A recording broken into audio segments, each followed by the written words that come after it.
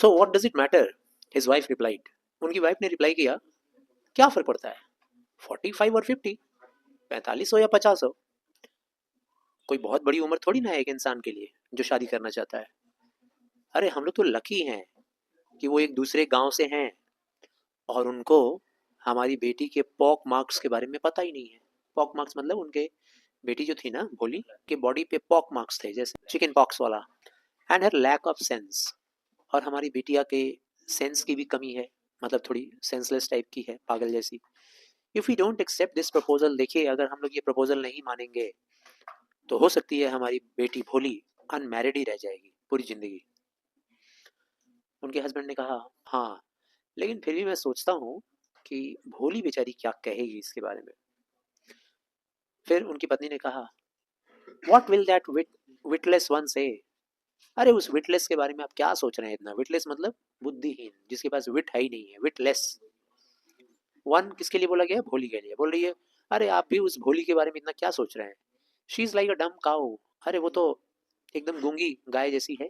May you be all right मटर्ड Ramlal. Ramlal ने कहा, भगवान करे तुम्हारी बात सच हो। In the other corner of the courtyard, courtyard के दूसरे कोने में, कोर्टयार्ड किसको बोलते हैं, तो घर के सामने थोड़ा सा जगह जमीन छोड़ा रहता है, उसी को बोलते हैं कोर्टयार्ड।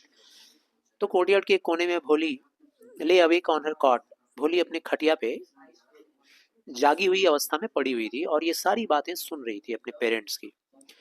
उन दो उसके पेरेंट्स जो थे ना, मम्मी पापा, विस्परिंग कॉन्वर्जेशन कर रहे थे, मतलब कानाफूसी में बातें कर रहे थे ताकि भोली ना सुन ले, लेकिन वो सारी बातें सुन रही थी। विशंबर नाथ, विशंबर नाथ से उसकी शादी की बात चल रही थी। वो जो आदमी थे, उम्रदार थे, उनका नाम था विशंबर नाथ। वो वेल टू डू ग्रोसर थे, बनिए की दुकान थी उनकी, मतलब किराने की दुकान। He came with a big party of friends, और शादी में बहुत बड़ी बारात लेकर आए अपने दोस्तों का, अपने रिलेटिव्स का, वेडिंग के दिन। Brass band playing a popular tune from an Indian film headed the procession. और जब उनका पार्टी आ रहा था बारात, तो ब्रास बैंड, पीतल का बैंड था, वो बज रहा था और उसमें इंडियन फिल्म का एक गाना चल रहा था, वही चल रहा होगा, आज मेरे यार की शादी है, ठीक है ना, मेरा यार बना है दूल्हा, मेरी भी शादी करवा दो। विद द ब्राइड ग्रूम, दूल्हा बैठा हुआ था खूब सजा बजा घोड़े के ऊपर, सारी दुनिया देख रही थी क्या बारात आया है। रामलाल भी बहुत खुश थे ये सब देख करके कि मेरी बेटी की शादी इतने अमीर आदमी से हो रही है, बाजा गाजा कितना सजावट साज। ही हैड नेवर ड्रीम्ड, उन्होंने कभी सोचा ही नहीं था कि उनकी चौथी बेटी का इतना ग्रैंड सेरेमनी से शादी होगा। भोली की जो बड़ी बड़ी बहनें थी ना, उसकी दीदियां, वो सारी उस ओकेजन पे आई हुई थी और वो सारी जल रही थी। किस बात से, भोली के लक से। उस जमाने में लड़कियों को और कुछ नहीं चाहिए था, बस अमीर घर चाहिए था, लड़का जैसा भी रहे अमीर घर होना चाहिए। तो अब सारी बहनों को ऐसा, दीदियों को लग रहा था कि मेरी बहन तो बाजी मार ले गई, बहुत अमीर घर में इसकी शादी हो गई, ये कोई नहीं देखेगा कि बूढ़ा है, बुजुर्ग से शादी हो रहा है। भोली लाल कलर का सिल्क वाला दुल्हन का ड्रेस पहनी हुई थी, उसको दूल्हे के पास लाया गया और सामने आग जल रहा था, पवित्र अग्नि शादी की। और one of his friends, Vishambar Nath के एक दोस्त ने बोला, क्यों भाई विशंबर, दुल्हन को माला पहना दो। प्रॉम्प्टेड विशंबर नाथ, और ये सुनने के बाद विशंबर नाथ आगे बढ़े माला पहनाने। Bride groom lifted the garland of yellow marigold, उन्होंने, गेंदा का फूल था येलो कलर का, उस माला को उठाया, येलो कलर का था। A woman slip back the silken wheel, और जैसे ही माला पहनाने का वक्त आया तो भोली के सिर पर से थोड़ा घूंघट को सरका दिया एक औरत ने। जैसे ही सरकाया उसका चेहरा दिख गया। विशंबर नाथ जैसे उसका चेहरा देखे, क्विक ग्लांस के साथ, the garland remained poised in his hand, garland उनके हाथ में ऐसे का ऐसे ठहर गया। The bride slowly pulled down the wheel over her face, और उसके बाद दुल्हन ने क्या किया, धीरे से अपने उस घूंघट को अपने चेहरे पे खींच लिया, अपने चेहरे को ढकते हुए। विशंबर नाथ ने कहा, have you seen her, to the friend next to him, अपने दोस्त को कहा। विशंबर नाथ ने अपने बगल में खड़े एक दोस्त को कहा कि अरे भाई तुमने उसका चेहरा देखा, उसके चेहरे पे तो पॉक मार्क्स है। तो सामने से आवाज आई, सो व्हाट, अरे क्या फर्क पड़ता है, you are not younger young इधर, सामने वाले ने जवाब दिया, अरे पॉक मार्क्स है तो क्या हुआ, तुम भी तो नौजवान नहीं हो। विशंबरनाथ ने कहा, मे भी हो सकता है मैं नौजवान ना हूँ, बट हमको भाई देखो उससे शादी करनी है। Her father must give me 5,000 rupees. अब जब शादी करनी है तो ऐसा पॉक मार्क चेहरा वाली से अगर शादी करेंगे तो उसके पापा को हमको दहेज देना पड़ेगा, 5,000 रुपया चाहिए हमको। रामलाल तुरंत उनके पास गए, विशंबरनाथ के पास, और अपनी पगड़ी उतार के उनके सामने रख दिया।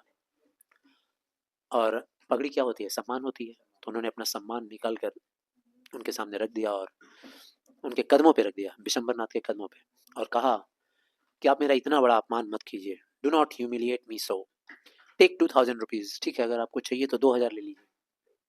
विशंबरनाथ ने कहा, नो, 5,000, 5,000 लेंगे भाई, नहीं तो हम जा रहे हैं, अपना 12 तुरंत लेके जा रहे हैं, अपना बेटी अपने पास रखो तुम।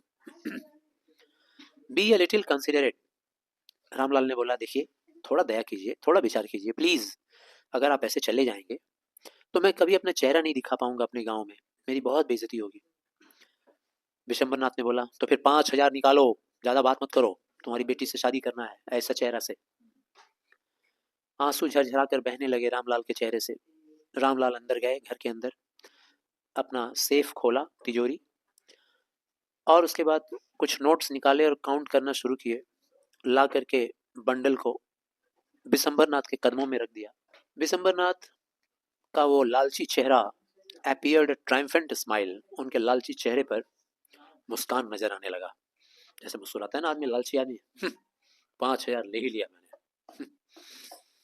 He had gambled and won, ऐसा लग रहा था जैसे जुआ खेला था और जीत गया। Give me the garland, उन्होंने बोला, लाओ अब माला पहना देता हूँ तुम्हारी बेटी को, लाओ।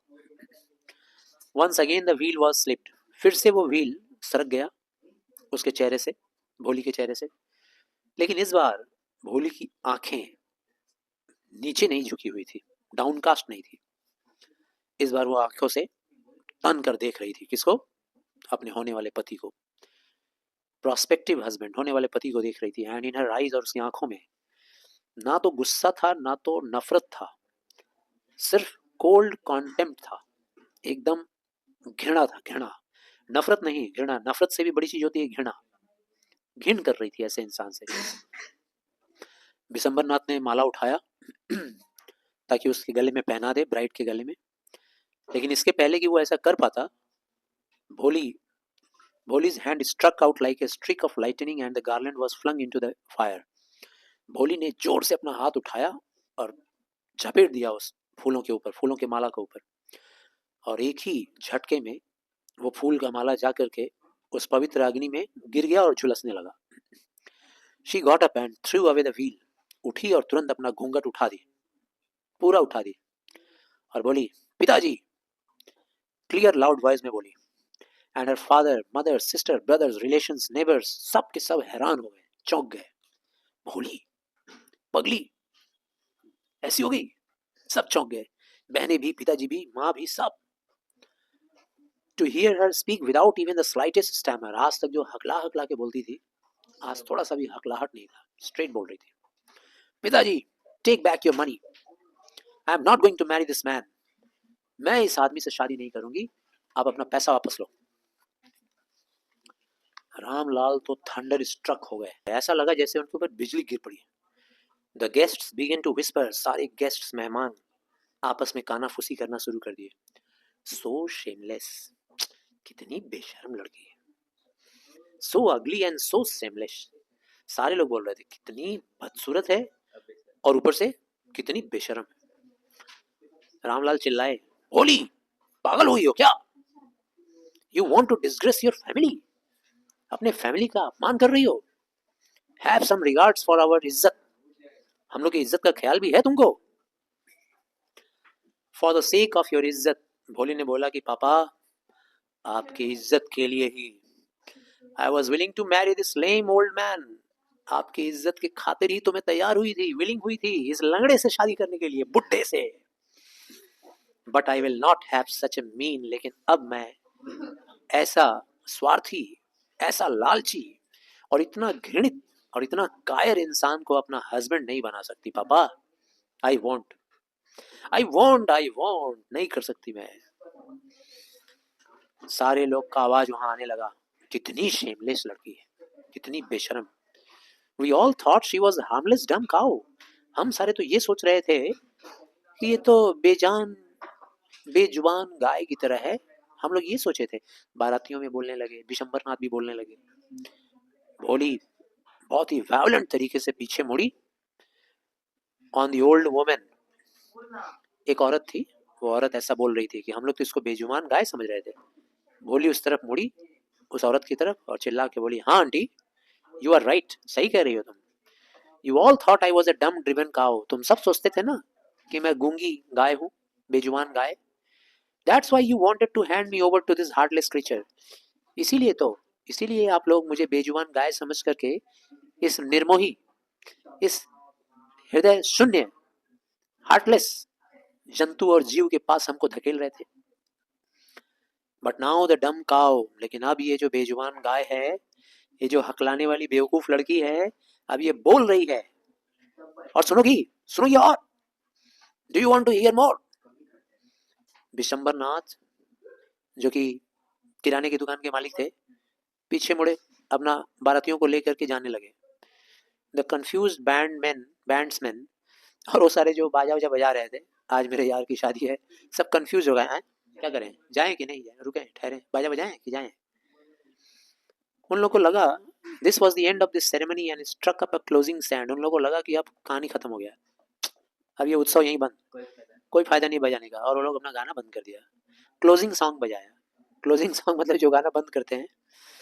रामलाल वहीं पे रूटेड खड़े हो गए, ग्राउंड पे एकदम जड़ बना के खड़े हो गए। लग रहा था पाँव में जड़ जम गया है। उनका माथा नीचे झुका हुआ था, with the weight of grief and Shem. सिर पे जैसे लग रहा था बोझ आ गया हो, कितना दुख, कितना शर्म। The flames of the sacred fire, वो जो पवित्र अग्नि थी, उसका फ्लेम जो था, वो स्लोली डाइड डाउन, धीरे धीरे बुझने लगा। सभी लोग चले गए। रामलाल भोली की तरफ मुड़े और बोले, what about you, no one will ever marry you now. अब क्या करोगी बेटा, अब तो तुमसे कोई शादी नहीं करेगा। What shall we do with you, अब तुम्हारा क्या करें हम लोग, बताओ। And Sulekha said in a voice that was calm and steady. Sulekha का आवाज बहुत ही काम था, एकदम शांत स्थिर आवाज, स्टेडी आवाज, बोली, डोंट यू वरी पिताजी, in your old age I will serve you. Sulekha कौन है, भोली ही तो है ना। भोली का ही नाम सुलेखा था। सुलेखा ने कहा कि पिताजी आप चिंता ना करें, आपके बुढ़ापे में मैं आपकी सेवा करूंगी, आपकी और मम्मी की। I will serve you and mother and I will teach in the same school where I learn so much. आप चिंता मत कीजिए, बुढ़ापे में आपका और मम्मी की सेवा करूंगी, और उसी स्कूल में मैं पढ़ाऊंगी जहां पर मैंने इतना कुछ सीखा है, इतना बोलना सीखा है, अपने सम्मान के लिए लड़ना सीखा है। क्या ये ठीक नहीं रहेगा मैम। वहीं पे उसकी मैम भी खड़ी थी, बारात में आई थी, स्कूल वाली टीचर, जिस टीचर ने उसको इतना सम्मान दिया, इतना साहस दिया, उसको फील करवाया कि तुम सब कुछ कर सकती हो, वो टीचर खड़ी थी। The teacher had all along stood in a corner. ये सारी घटनाएं हो रही थी और टीचर बगल में खड़ी थी, कोने में, वॉचिंग द ड्रामा, सारा ड्रामा देखी वो। और उसने उत्तर दिया, बोली, हाँ भोली, of course. And in her smiling eyes, उसकी आंखें मुस्कुरा रही थी टीचर की। मुस्कुराती हुई आंखों में एक तरह का बहुत गहरा संतोष था। टीचर की आंखों में संतोष, मतलब टीचर को ऐसा लग रहा था जैसे मेरा जीवन सफल हो गया, मैंने किसी को ऐसा सिखाया कि जो जीवन में अपने सम्मान के लिए इतना लड़ाई कर लिया। शाबाश बेटी, शाबाश। That an artist feels when contemplating the completion of a masterpiece. Teacher की आंखों में ऐसी खुशी नजर आ रही थी जैसे किसी आर्टिस्ट की आंखों में नजर आता है जब आर्टिस्ट कोई मास्टरपीस बना लेता है ना, कोई खूबसूरत पेंटिंग, और उस पेंटिंग को दूर से देखता है और बहुत संतुष्ट होता है, देख देख कर बहुत खुश होता है। वही वाली खुशी उस टीचर को भी महसूस हो रही थी, ये सोच करके कि ये मेरा बनाया हुआ आर्ट है, ये मेरा रचना है, इसे मैंने रचा है, और देखो आज ये कितना सफल है। तो आशा करते हैं चैप्टर समझ में आया। धन्यवाद।